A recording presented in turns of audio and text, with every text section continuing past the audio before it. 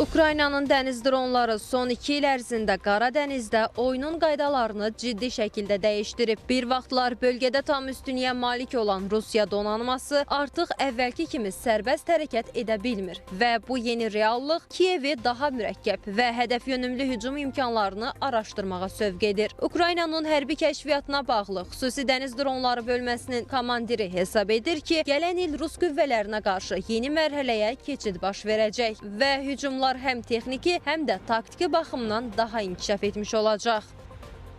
O, Associated Press-ə müsahibəsində açıqlayıb ki, Ukraynanın dənizdən həyata keçirdiyi hədəfli hücumlar Moskvanı davranışını dəyişməyə məcbur edib. Müharibənin ilk illərində Rusiya Qara dənizdə geniş miqyaslı əməliyyatlar apara bilirdisə, indi öz gəmilərini daha qısa məsafələrdə saxlayır, tez atəş açır və dərhal geri çəkilir. Onun sözlərinə görə, Rus gəmiləri çox vaxt limandan cəmi 40 kilometr uzaqlaşaraq raket buraxır və təhlükə yaranan kimi yenidən gizlənir.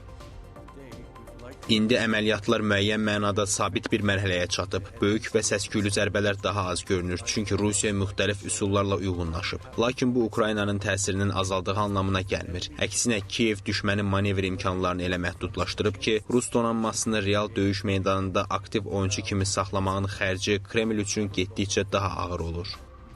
Ukraynanın dəniz dronları proqramı 2 ayrı qurum tərəfindən idarə olunur və onların ən məşhur sistemi Magura seriyasıdır. 13-cü qrupun idarə etdiyi Magura V5 və daha iri V7 modelləri uzaqdan idarə olunan, yüksək dəqiqliklə hədəflənə bilən platformalardır. Operatorlar çamadan ölçülü konsollar vasitəsilə dronları idarə edir və sistem həm müşahidə, həm də zərbə üçün istifadə olunur. Son aylarda bölmə ABŞ istehsalı olan modifikasiya edilmiş Sidewinder raketləri ilə təchiz olunan V7 modelini də nümayiş etdirib. Bu, dənizdə pilotsuz hücum imkanlarının yeni mərhələyə keçməsi kimi qiymətləndirilir.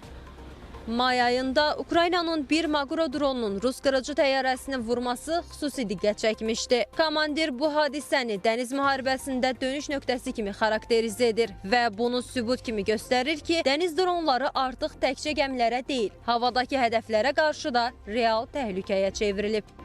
Növbəti mərhələdə süni intellekt sisteminin daha dərin inteqrasiyası gözlənilir. Bu, həm hədəfləri daha dəqiq tanımağa, həm operatorun yükünü azaltmağa, həm də dronların daha müstəqil şəkildə qərar verməsinə imkan verəcək. Ukrayna ordusu bu inkişaf üçün lazımi məlumat bazasına sahibdir, çünki son illərdə toplanan əməliyyat videoları və sensor məlumatları kifayət qədər genişdir.